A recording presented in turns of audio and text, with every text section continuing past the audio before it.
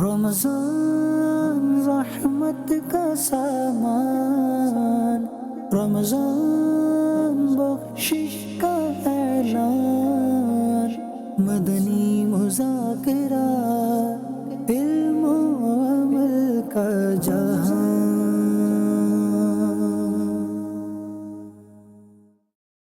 الحمدللہ رب العالمین والصلاة والسلام علی خاتم النبیین، اما بعد فاعوذ باللہ من الشیطان الرجیم، بسم اللہ الرحمن الرحیم، الصلاة والسلام علیک یا رسول اللہ وعلی آلک واصحابک یا حبیب اللہ، الصلاة والسلام علیک یا نبی اللہ وعلى آلك وصحابك يا نور اللہ۔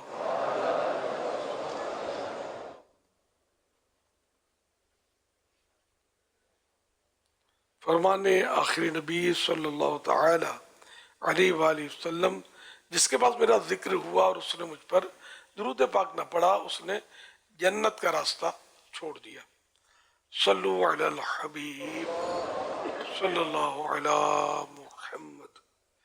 1445 ہجری کے رمضان مبارک کے 13ویں روزے کی عصر کی نماز پڑھ کر عاشقان رمضان، معتکفین وغیرہ عالمی مدنی مرکز فیضان مدینہ کراچی میں جمع ہے۔ مدنی مذاکرے کا سلسلہ ہے۔ آپ سوال کیجئے، ہر سوال کا جواب ہو بھی بالصواب، یعنی درست دے پاؤں یہ ضروری نہیں، بن پڑا تو عرض کرنے کی کوشش کی جائے گی، بھول کرتا پائیں فوراً میری اصلاح فرمائیں۔ مجھے آئے بائے شائع کرتا اپنے کہے پر بلا وجہ اڑتا نہیں، بھول ہوئی تو شکریہ کے ساتھ قبول کرتا پائیں گے۔ صلو علی الحبیب صلی اللہ علیہ وسلم۔ امیر اہل سنت کی بارگاہ میں سوال عرض ہے، کیا قبر میں نیک لوگوں کو بھی قبر کی مٹی کھائے گی؟ اگر کھائے گی تو کیا ان کو بھی تکلیف ہوتی ہے؟ اور ایمان کی سلامتی کے لیے دعا فرما دیجیے، کاروبار کے لیے بھی۔ بعض اقسام ایسی ہیں کہ جن میں قبر کی مٹی نہیں کھائے گی، جن میں سب سے زبردست قسم تو انبیاء کرام علیہ السلام کی ہے، شہداء، اولیاء کرام، کثرت سے درود شریف پڑھنے والے، جوانی میں عبادت کرنے والے وغیرہ، یہ اقسام ہے کہ جن کو قبر کی مٹی نہیں کھائے گی۔ ویسے جنرل پبلک جو ہوگی اس کو قبر کی مٹی کھائے گی، لاش بھی پھٹے گی اور یہ سب ہوگا، لیکن اس میں تکلیف نہیں ہوگی، اس میں کوئی تکلیف نہیں ہوگی۔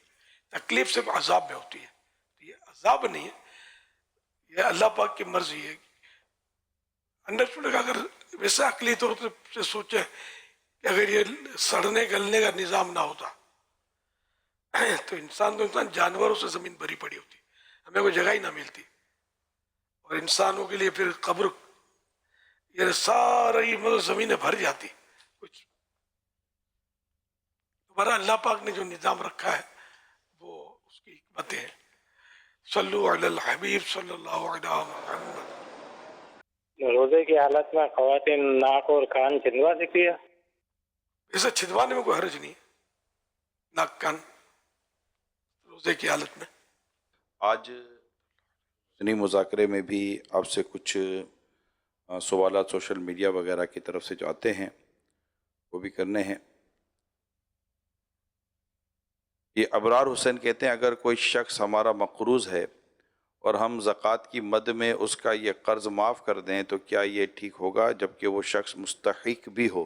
اس طرح زکوٰۃ نہیں ہوتی، بلکہ اس کو اتنی رقم دے دیں جس سے اب وہ اس کا مالک ہو جائے، اب اس رقم میں سے وہ بے شک وہ بطور ادائیگی یہ قرض آپ کو لوٹا دے، میرے مالک بنانا شرط ہے۔ مقروض تو مقروض کو تو رقم دی تو ہے اس کے قبضے میں آ گئی، اب زکوٰۃ کی رقم میں حقدار ہے، قبضے میں آ گئی، اب وہ اسی رقم کو بطور ادائیگی یہ قرض لوٹا دے تو لے تو سکے گا نا، لے تو لیا اس نے۔ اگر وہ نہ لوٹائے رکھ لی، کہ نہیں وہ وہ جو بھی صورت حال ہو، یعنی کیونکہ اب اس پر تو لازم ہے نا دینا. ایک تو ہوتا ہے کہ ہم عام کسی شخص کو دے دیں زکوٰۃ کی رقم، ایک شرعی جو طریقہ کار ہے اس کے مطابق ہم اس سے مانگ نہیں سکتے، لیکن یہاں جس کو دے رہے ہیں وہ مقروض ہے، تو اس پر تو ویسے ہی لازم ہے کہ وہ ہماری رقم کو لوٹائے گا. اب جو ہم نے اسے رقم دی تو چونکہ اب اس کے پاس رقم بھی موجود ہے، تو اب جو بھی قانونی کارروائی یا جو سب بھی وہ طریقہ مطالبہ کار کر ہو سکتا ہے کہ بھائی آپ کے پاس رقم ہے، میرا قرضہ واپس کرو. بالکل ایسا ہی ہے. شکیل علی کہتے ہیں رزق میں خیر و برکت کا کوئی آسان وظیفہ بتا دیں. توکل. آسان. جتنا اللہ نے دیا اس پر بندہ راضی رہے. قناعت، اصل قناعت، تو صبر آ جائے گا اگر قناعت مل گئی تو. اور اگر قناعت نہیں ملی تو ڈھیر سارا مال بھی ہے نا، اس میں سکون نہیں ہوگا. اللہ پاک نے جس کو پیدا کیا اس کو روزی بھی وہی عطا کرتا ہے. تاہم یہ کہ اگر کوئی تنگ دستی کی صورت ہے تو اس کا اب ظاہر ہے کہ آسان تو اللہ کا نام لیتے بھی بعضوں کو بھاری پڑتا ہوگا، نصیب کی بات ہے. بالکل آسان تو ہر وظیفہ نہیں ہوتا. اس میں کہ جو مؤثر زیادہ ہوں تو اس میں یا مسبب الاسباب، یہ اعلیٰ حضرت کا بیان کرتا ہے. یہ عشاء کے بعد کھلے آسمان تلے ننگے سر 500 بار پڑھے یا مسبب الاسباب، اول آخر 11 مرتبہ درود شریف. یہ انشاءاللہ آپ کی روزی کھول دے گا. اگر یہ کھول دینا یہ محاورہ ہے، حقیقت میں تو روزی بند اس کی ہوتی ہے جو قبرستان میں قبر کے اندر ہوتے ہیں. باقی تو جو زندہ ہے سانس لے رہا ہے تو روزی اس کی بند نہیں ہے، یہ بھی تو زندہ ہے. صلو علی الحبیب صلی اللہ علی محمد. میں شبیر بات کر رہا ہوں واقعن سے. تو آج ساری کو میں نہیں اٹھاؤں تو میں نے ابھی تک روزہ رکھا ہوا ہے، اس کے بارے میں آپ کیا ارشاد فرمائیں گے؟ سحری سنت ہے، کرنی چاہیے. اب رہ گئی تب بھی روزہ تو فرض روزہ تو رکھنا ہی ہوگا، اور آپ نے بالکل صحیح کیا روزہ رکھ لیا. تو سحری نہ کرنے سے جان بوجھ کر بھی کسی نے سحری نہیں کی تب بھی روزہ ہو گیا کہ سحری روزے کے لیے شرط نہیں ہے، مگر یہ سنت ترک بھی نہیں کرنی چاہیے، جان بوجھ کر نہ چھوڑیے سحری. صلو علی الحبیب صلی اللہ علیہ وسلم. لڑکیوں کا جو نام خدیجہ ہے اس کو ختیجہ یعنی کہ دال کی جگہ تا بھی بولا جاتا ہے، تو کیا یہ درست ہے؟ براہ کرم وضاحت فرما دیں. اصل تو دال لکھا ہوتا ہے خدیجہ، خدیجۃ الکبریٰ، تو خدیجہ دال ہے. صلو علی الحبیب صلی اللہ علیہ وسلم. میرا پیارے امیر اہل سنت سے یہ سوال عرض ہے کہ سلام کرنا سنت ہے تو اس کا جواب دینا واجب کیوں ہے؟ اس کے بارے میں رہنمائی فرمائیں. جزاک اللہ خیر کثیرا. اس لیے کہ نبی پاک صلی اللہ علیہ وسلم نے اس کا حکم فرمایا. قرآن و سنت میں اس کے وجوب کا حکم ہے، اس لیے یہ واجب ہے. یعنی ارشاد فرمایا مسلمان کے مسلمان پر 6 حق ہیں، ان میں سے ایک حق یہ بیان فرمایا. اور اسی طرح قرآن پاک کی آیت سے بھی بعض علماء نے یہ بیان فرمایا کہ وَإِذَا حُيِّيتُم بِتَحِيَّةٍ فَحَيُّوا بِأَحْسَنَ مِنْهَا أَوْ رُدُّوهَا، کہ جب تمہیں کوئی کسی کلمے کے ساتھ سلام کرے تو اس کے ساتھ یا اس سے بہتر یا کم از کم اسی کے ساتھ جواب دو. تو پھر یہ جو حکم دیا گیا ہے اس کے مطابق علماء نے فرمایا کہ جواب واجب ہے. تو اصل تو اللہ پاک اور اس کے رسول کا حکم ہے کہ جس کی بنیاد پر یہ واجب قرار پایا ہے، اور باقی عقلی وجوہات اس کے اندر ہو سکتی ہیں لیکن وہ فی الحال ذہن میں نہیں ہے. یہ جو سلام کا جواب واجب ہے تو جو موبائل پر جو سلام بھیجتے ہیں تو کیا موبائل پر جواب دینا واجب ہے؟ جیسا آپ نے پڑھا اور آپ نے کہہ دیا وعلیکم السلام تو یہ واجب ادا ہو گیا؟ اسی طرح خود ہی جواب دے. جیسے خط میں کہ خط اعلیٰ حضرت رحمۃ اللہ علیہ جب خط میں سلام پڑھتے پہلے جواب دیتے پھر آگے کا حصہ پڑھتے. سلام کا جواب فوراً دینا واجب ہوتا ہے، تو لکھنے میں تو ذرا دیر لگ جاتی ہے، آگے پیچھے آدمی ہو جاتا تھا. انسب یہی ہے کہ فوراً جواب دے دے. اگر کوئی لکھ کر جواب نہ بھیجے اور سامنے کوئی ایسا سوچے کہ جواب دینا تو واجب تھا، تو یوں تو ہر کوئی سلام بھیج کر اس کا رپلائی لے لے گا. ہاں تو لکھا وہ بھی بھلے جواب دے. نہ دینا چاہے یا نہ دے سکے یا بھول جائے تو اسی صورت میں اس کو واجب ترک کرنے کا گناہ تو نہیں ملے گا، جبکہ وہ جواب زبان سے دے چکا. وہ لکھ کر بھیجنا تو جواب پھر واجب نہ رہا نا. ہاں وہ ایسی صورت ہے تو جواب اس کو بھی دے دے اور خود بھی زبان سے پہلے سے دے بھی دے، تاکہ وہ پھر تاخیر سے بھی جواب دے گا تو پرابلم نہیں ہوگا نا، لیٹ دے گا تو جواب. ٹھیک ہے. امیر علیہ سنت کی بارگاہ میں سوال عرض سے کیا اپنی نیکی چھپانے کے لیے جھوٹ بولنا جائز ہے؟ جس سے کہ کوئی ہم سے پوچھے کہ آج آپ نے روزہ رکھا یا آج آپ نے نماز پڑھی تو ہم اسے جھوٹ بول رہے ہیں، کیونکہ اس نیت سے ہم جھوٹ بول رہے ہیں کہ ہمیں اپنی نیکی چھپانی ہے، تو کیا ہم اس بات پہ جھوٹ بول سکتے ہیں؟ رمضان کا روزہ تو چھپانے کی ضرورت نہیں ہے.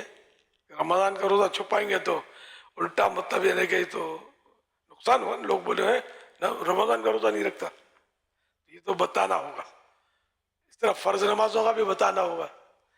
جو نفل عبادت ہے جیسے آپ تہجد پڑھتے ہیں، اس میں اگر بندہ چھپانا چاہتا ہے تو اس طرح مطلب یہ کہ الفاظ کہہ دے کہ دعا کریں میں بھی تہجد گزار ہو جاؤں، پکا تہجد گزار جاؤں، مجھے بھی نفلوں کا شوق مل جائے، اس طرح کی مطلب ہے کہ بات کر دے. تو یہ انکساراً جھوٹ بولنے میں، اس میں مفتی احمد یار خان صاحب نے مرآت میں لکھا ہے کہ انکساری میں جھوٹ بولنا بھی عبادت ہے. مگر اس طرح جھوٹ نہ بولیں، یہ عوام کو بھی دیکھنا، یہ نہ سمجھے کہ یہ مطلب کچھ اور ہو جائے. وہ آپ کو سامنے دیکھ رہے ہیں کہ آپ نے تہجد پڑھی اور نفل پڑھے یا درود شریف آپ نے پڑھے، دیکھ بھی رہے ہیں آپ کو. تو اس میں اگر آپ کہیں گے نہیں میں نے کہا تو نہیں، آپ کے ہاتھ میں تسبیح تھی نا، آپ کی نظر کو دھوکہ ہو گیا، تسبیح میرے ہاتھ میں کہاں تھی. تو اب اس طرح کے پھر بولنا شروع کریں گے تو پھر ہو سکتا ہے کہ مسئلے کھڑے ہوں. جو کام بھی کیا جائے حکمت کے ساتھ کیا جائے. جیسے بڑے کہتے ہیں کہ ہم گناہ گار ہیں، اگرچہ نہ بھی ہوں گناہ گار تب بھی وہ کہتے ہیں ہم گناہ گار ہیں. تو یہ کہنا یہ عاجزی ہے اور بزرگوں سے ثابت ہے. اب یہ کہ اس طرح کسی گناہ کو اپنے پر لینا، میں تو جھوٹا آدمی ہوں، میں تو گالیاں نکالتا ہوں، یہ انکساری نہیں ہے، یہ اپنے آپ کو پھنسانے والی بات ہے. یہ اس طرح تو نہ کہا جائے کہ میں ریاکار ہوں. کسی گناہ کو فکس کر کے یہ نہ کہے کہ میں وہ گناہ کرتا ہوں، اور مطلقاً کہنا کہ میں گناہ گار ہوں. کسی نے کہا تھا ریاکار، یہ تو مطلب ہے کہ ٹون بھی تو ہو سکتی ہے طنز. صلو علی الحبیب صلی اللہ علیہ وسلم. میرے اہل سنت سے یہ سوال ہے، میرا روزہ ہو، میں وضو کے لیے جاؤں، کلی کروں، اگر منہ سے خون آ جائے کیا روزہ ٹوٹ سکتا ہے؟ ایک یہ ہے. ایک دوسرا یہ سوال ہے کہ ہم کسی بھی نماز با جماعت ادا کرتے ہوں تو اگر اس دوران پہلی رکعت میں وضو ٹوٹ جائے ہو جانا، کیا نماز کو جاری رکھیں جماعت کے ساتھ، پھر نماز کو چھوڑ کر وہاں پر بیٹھ جائیں؟ روزے میں منہ میں خون نکل گیا تو اگر حلق میں اس کا ذائقہ محسوس ہوا تب روزہ ٹوٹے گا، اور اگر تھوڑا سا خون نکلا، تھوک دیا، منہ صاف کر دیا، حلق کے نیچے اس کا ذائقہ محسوس نہیں ہو تو روزہ نہیں ٹوٹے گا. اور وضو ٹوٹ گیا جماعت میں تو اب جماعت میں تو رہے نہیں نا، وہ نماز میں رہے، وہ ابھی ان کو نکل جانا ہوگا. خون اگر تھوک پر غالب ہو یا برابر ہو اور اب وہ حلق کے نیچے اتر گیا، معلوم ہو گیا، تو اس صورت میں بھی روزہ ٹوٹ جائے گا. اور کم ہے لیکن اس کا ذائقہ محسوس ہوا تو بھی روزہ ٹوٹ جائے گا. نسیم اختر ہیں، کہتے ہیں کیا نبی اکرم صلی اللہ علیہ وآلہ وسلم کا سایہ تھا؟ دھوپ میں اب بلب تو ان دنوں نہیں تھے، دھوپ میں سایہ مبارکہ جو تھا وہ زمین پر تشریف نہ لاتا تھا، نہیں پڑتا تھا، لیکن ساری کائنات پر آپ کا سایہ ہے، سایہ کرم ہے. کہتے ہیں اذان میں ویسے ہی جب نام محمد صلی اللہ علیہ وسلم پڑھیں یا سنیں تو انگوٹھے چومنے کا کیا حکم ہے؟ اذان میں تو مستحب ہے، علاوہ اس کے بھی چومے تو اچھا ہی کام ہے، یہ تعظیم کی ایک صورت ہے، چومتے ہیں تو. اگر بندہ مقروض ہے تو اس کا سال میں کئی بار عمرے پر جانا کیسا ہے؟ اپنے آپ کو تہمت میں مبتلا کرنا ہے. لوگ باتیں کرتے ہیں اس میں، برا بھلا بولتے ہیں. اب ایک جس کا قرضہ ہے اس سے اجازت لے لینی چاہیے کہ اگر وہ اجازت دے تو چلا جائے، ورنہ قرضہ ادا کرے. اس طرح لوگ بدنام تو ہوتے، باتیں کرتے لوگ. صلاۃ التسبیح کی نماز کہاں سے ثابت ہے اور اس کی کیا فضیلت ہے؟ حدیث پاک سے ثابت ہے. حدیث پاک وہ حضرت عباس رضی اللہ عنہ کو پوری یاد نہیں. نبی پاک صلی اللہ علیہ وسلم نے ان کو ترغیب دلائی تھی اس بات کی کہ ہفتے میں ایک مرتبہ ورنہ مہینے میں سال میں انہیں کم از کم زندگی میں ایک بار یہ نماز ادا کر لیں، اور اس کا پورا طریقہ خود نبی پاک صلی اللہ علیہ وسلم نے ان کو سکھایا تھا. سنن ابن ماجہ وغیرہ کی حدیث مبارکہ ہے اور مدنی پنصوری کے اندر بھی موجود ہے. یہ کہتے ہیں کہ اگر کوئی شخص قرآن خوانی یا جس مقصد کے لیے پروگرام رکھے، نعت خوانی وغیرہ بھی ہو، تو اب کوئی شخص نعت خوانی وغیرہ میں کوئی شریک نہ ہو اور کھانے میں پہنچ جائے، کیا فرماتے ہیں آپ؟ یہ پہنچ جائے، اس کا مطلب لوگ اس کو عیب سمجھتے ہیں، تو لوگوں کی نظروں میں خود کو گرانے سے بچے. اپنا موبا، اپنا امیج انسان کو برقرار رکھنا چاہیے. میں ان کو، مجھے پتہ ہے کہ ایسے لوگوں کی طبیعت ہوتی ہے کہ کسی کے گھر میں اس وقت بھی نہیں جاتے جو کھانے کا وقت ہو. اب وہ کھانے کے وقت، جیسے عموماً گھروں میں رات 8-9 بجے کھانے کا وقت اگر گھر میں ہوتا ہے تو یہ ایوائڈ کرتے ہیں. ایک جانتا ہوں میں ایسی تعداد کو ایوائڈ کرتے ہیں کہ اب وہ جا کر وہ تو پوچھیں گے بھائی آپ کھانا کا، بولا نہیں کھانا نہیں کھانا، تو وقت ہی کھانے کا ہے. تو پھر وہ اس طرح کی چیزوں کو ایوائڈ کرتے ہیں، یا پھر وہ باقاعدہ کھانا کھا کر کسی کے گھر جاتے ہیں کہ میں کھانا بالکل کھا کر آیا ہوں، اور سچ بھی اگر ہو تو اس طرح کا آدمی کا تھوڑا سا وقار جو ہے نا وہ باقی رہتا ہے، سنبھلا رہتا ہے. میرا سوال یہ ہے کہ یہ جو طوطا ہوتا ہے، پرندہ جو ہوتا ہے، اس کو پنجرے میں بند رکھنا ٹھیک ہے یا غلط ہے؟ اب پنجرے میں بند کرنے میں کوئی حرج نہیں ہے. اور بھی طرح طرح کے پرندے لوگ پالتے ہیں، پنجرے میں بند رکھتے ہیں، شرعاً تو حرج نہیں ہے. ہاں، ان کو دانا پانی جو ان کی ضرورت ہے اس میں کمی کوتاہی نہیں ہونی چاہیے. بعض اوقات پنجرے میں حضور بند رکھنا خود ان کا اپنا تحفظ بھی ہوتا ہے. اگر یہ پنجرے کے باہر ہو تو انہیں کوئی بھی ہڑپ کر جائے گا. پنجرے کے اندر ہونے میں ان کا بھی تحفظ ہوتا ہے کہ جو ان کو کھانے والے جانور ہیں ان کا پنجرے کے اندر تک پہنچنا مشکل ہو جاتا ہے. کا تحفظ تو ہوتا ہے، لیکن ظاہر ہے کہ یہ جنگلوں میں اڑتے پھرتے ہیں، پھر ان کو پکڑ کے لاتے ہیں. اب لاکھوں میں سے 10-5 کا تحفظ تو ہو جاتا ہے.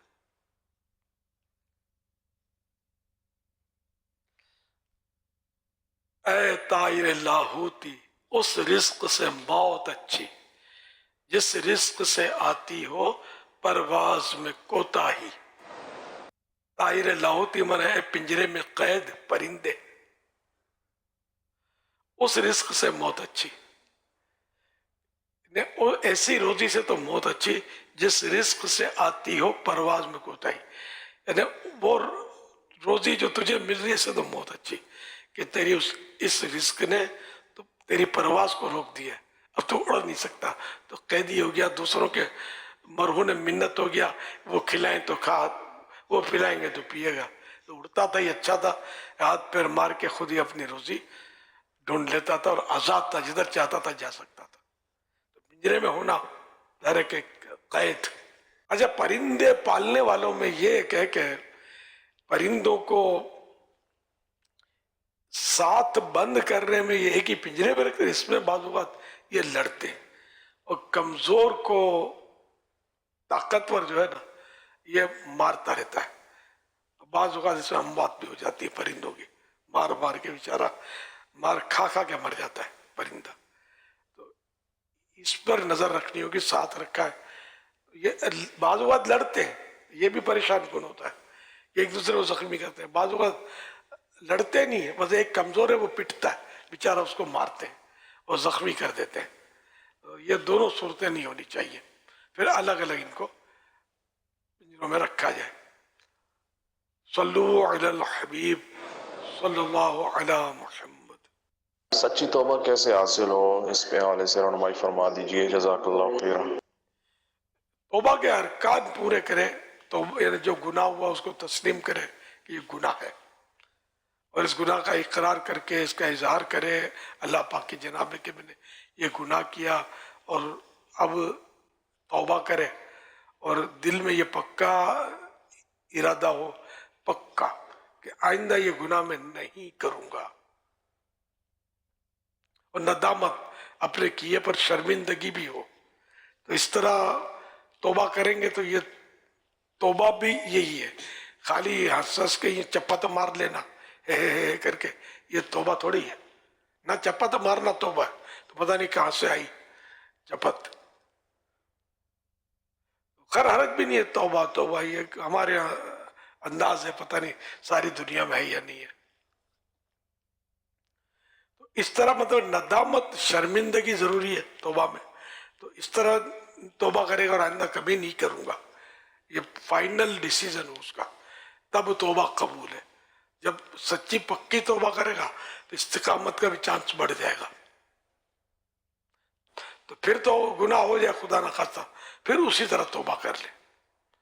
یہ بھی ایک صورت ہے کہ 2 رکعت نماز توبہ پڑھے اگر وقت مکروہ نہ ہو تو، نماز پڑھ کے توبہ کی نماز پڑھ کے پھر توبہ بھی کرے. اس طرح بھی انشاءاللہ توبۃ النصوح حاصل ہونے کی امید کی جائے.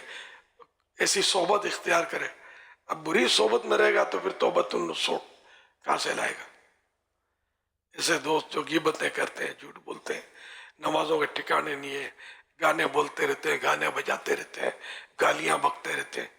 اگر میں کچھ نہیں کرتا تو آپ کچھ نہیں کرتے، یعنی ایسے لوگ جوا کھیل رہے ہیں اور آپ شریف بندے سر جھکا کے بیٹھے، پولیس نے چھاپا مارا، شاید آپ کو یہ پہلے پکڑیں گے کہ یہ سیانہ بنتا ہے، یوں بیٹھا ہے سر جھکا کر، تاکہ ہم اس کو اچھا آدمی سمجھیں. برے آدمیوں کے ساتھ اچھے آدمی کا کام کیا؟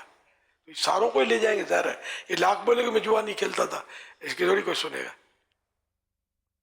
صحبت اچھی، صحبت صالح ترا صالح کنت، صحبت طالح ترا طالح کنت. اچھے کی صحبت تجھے اچھا بنا دے گی، برے کی صحبت تجھے برا بنا دے گی. اس لیے اچھوں کی صحبت اختیار کرے تو انشاءاللہ یہ توبۃ النصوح کا چانس بڑھ جائے گا. صلو علی الحبیب صلی اللہ علیہ محمد.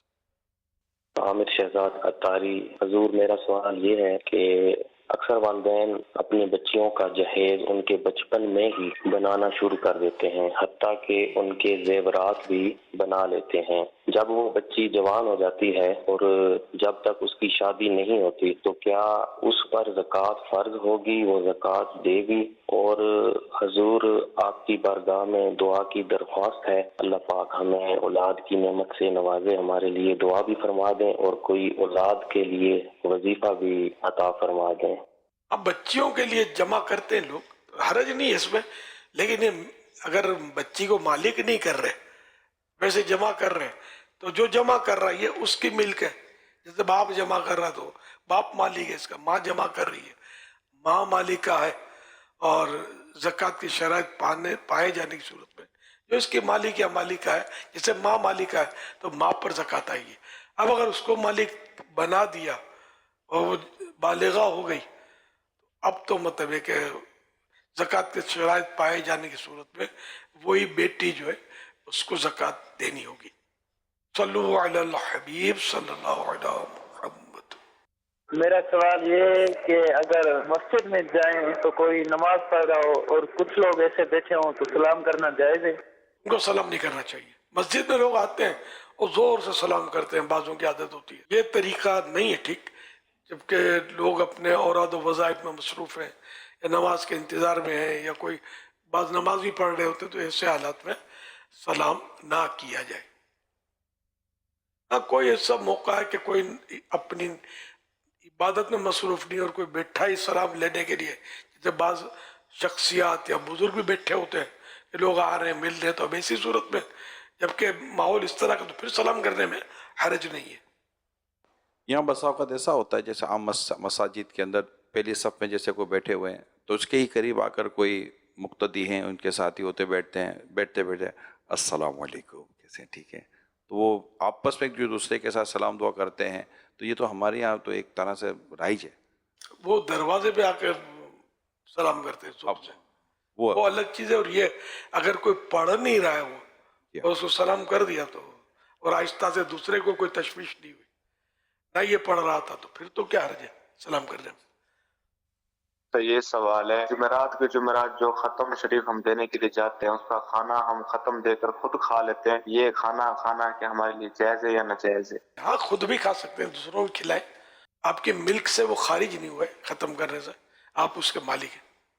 میری عمر 7 سال ہے. میں نے 3 روزے رکھے ہیں. آج وضو کرتے ہوئے تھوڑا سا پانی میرے حلق سے نیچے اتر گیا ہے، تو کیا میرا روزہ ہو جائے گا یا نہیں؟ ارشاد فرما دیجیے. جزاک اللہ خیرا.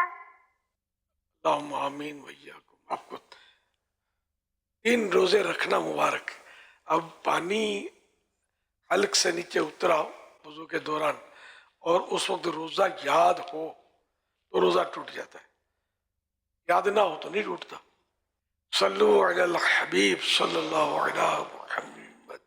شیخ طریقت امیر علیہ سنت کی بارگاہ میں یہ سوال عرض ہے کہ ایک شخص جو 10 رمضان المبارک 1444 سن ہجری کو مالک نصاب ہوا، پورا سال بیتنے کے بعد اس دوران اس کے پاس مال آیا گیا کافی بار یہ ہوتا رہا. ٹھیک 10 رمضان المبارک 1445 سن ہجری جب اس پہ زکوٰۃ فرض ہونے والی تھی، تو جب اس نے اپنا نصاب چیک کیا تو اس کے پاس مال اتنا کم تھا کہ وہ مقروض ہو چکا تھا. لیکن ٹھیک 5 دن بعد 15 رمضان المبارک کو اس کے پاس کہیں سے اتنے پیسے آ گئے، کوئی پرائز پوائنٹ لگ گیا جس سے وہ واپس سے مالک نصاب ہو گیا، اب وہ زکوٰۃ دے سکتا. تو ایسی صورت میں اس کے لیے کیا حکم ہے؟ برائے کرم رہنمائی فرمائیے. سال پورا نہیں ہوا تھا اس پر، تو اس لیے وہ زکوٰۃ فرض ہوئی نہیں تھی. اب صاحب نصاب بنا 15 رمضان کو، تو 15 رمضان سے وہ آئندہ پورا سال اس کا اب یہ نہیں چلے گا. صلو علی الحبیب صلی اللہ علیہ محمد. امیر اہل سنت یہ ارشاد ہے کہ کیا میت کے سینے پہ تبرکات رکھ کے اسے دفن کر سکتے ہیں؟ بہتر یہ ہے کہ طاق کھود کر، یعنی کہ گڑھا کھود کر میت کے منہ کے سامنے اس میں شجرہ یا تبرکات رکھ لیں. اگر سینے پر رکھیں تو اس کی ممانت بھی ثابت نہیں. یہ فتح رضویہ شریف میں باہر شد میں لکھا ہے کہ وہ سینے کا یہ طاق کی کہ وہ لاش سلتی غلطی ہے. حضرت نے بھی یہی فرمایا کہ علماء احناف کے نزدیک تو یہ جائز ہے سینے پر، البتہ بعض شافعی علماء نے اس سے منع کیا، تو بہتر یہ ہے کہ وہی طاق کے اندر رکھیں.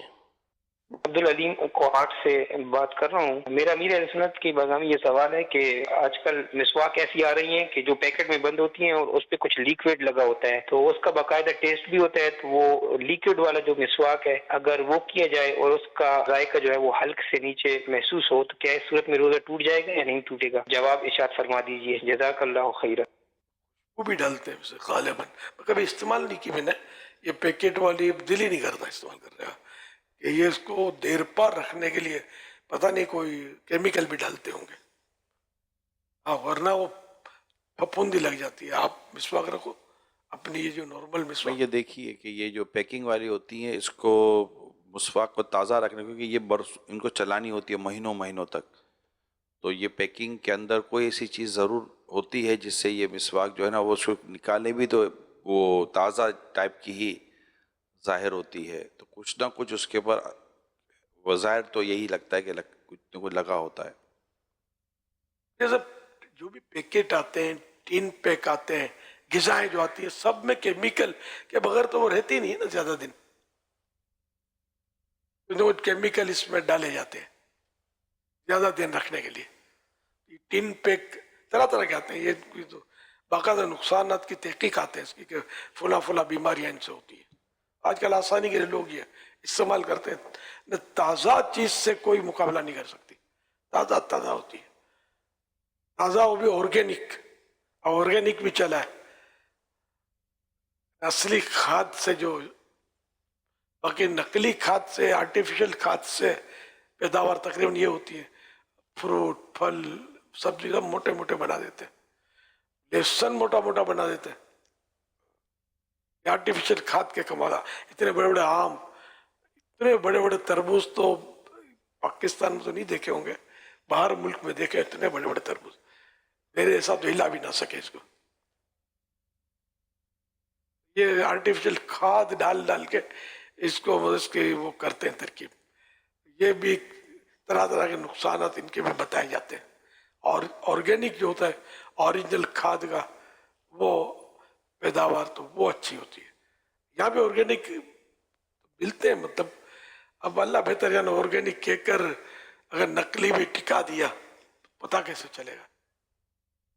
مچھلیاں بھی آرگینک، اب تو ہر چیز فارمی تقریباً مل رہی ہے، جانور بھی فارمی، مچھلیاں بھی فارمی. ان کے اپنے انداز ہوتے ہیں، ان کی غذائیں ایسی ہوتی کہ حل بھی نہیں ہے اس کا، کسی بچ ہی نہیں سکتا آدمی. بیماریاں بھی بہت بڑھ گئی ہیں. کینسر جس کو دیکھو کینسر ڈکلیئر ہو رہا ہے، یعنی جنرلی مطلب اور طرح طرح کی بیماریاں.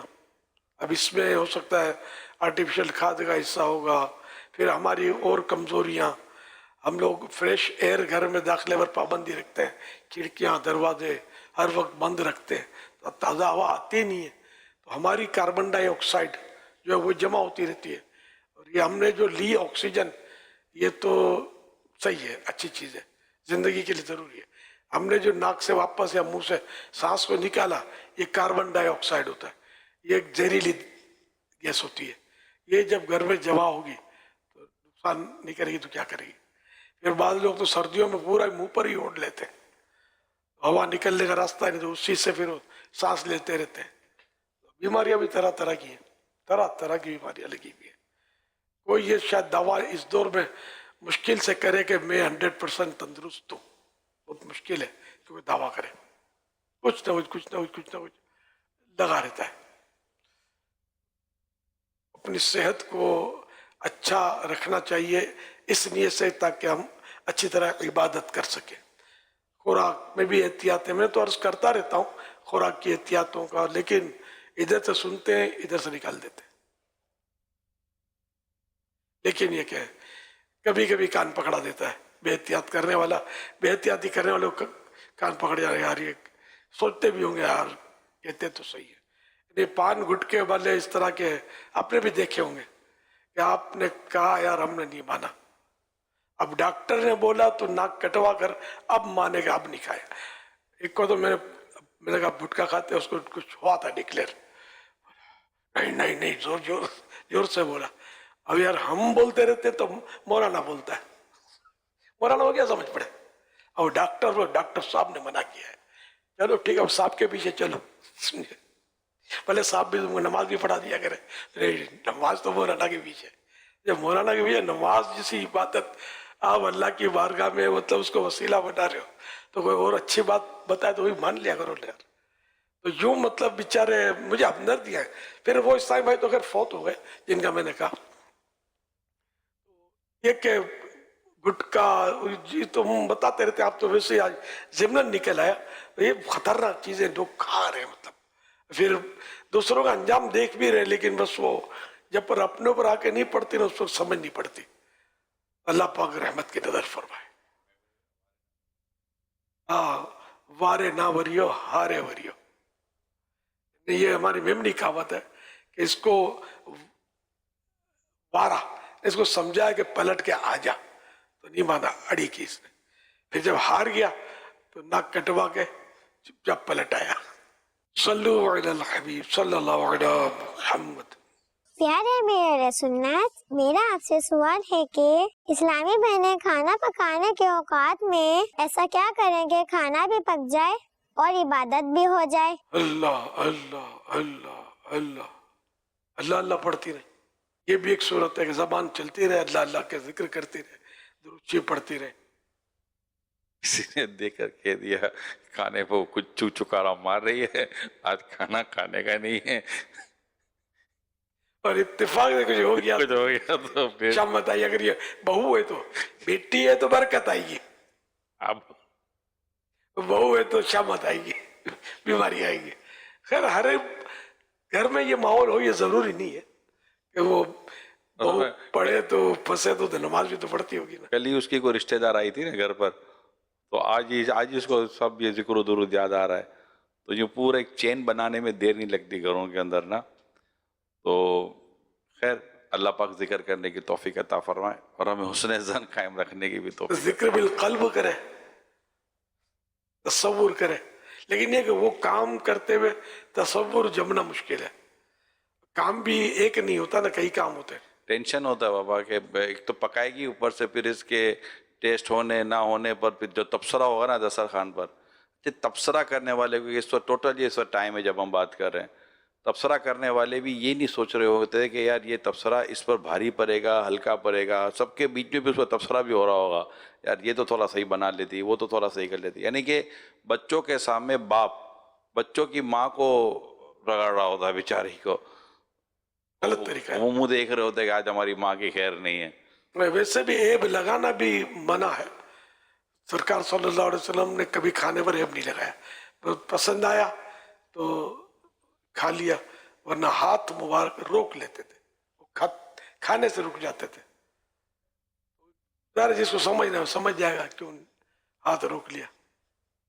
زبان سے ارشاد فرمانا, اس سے لوگوں کی دل شکنی بھی ہوتی ہے, دل آزاری بھی ہوتی ہے. اس سے عیب نہ لگایا جائے کھانے میں. صلو علی الحبیب صلی اللہ علیہ وسلم.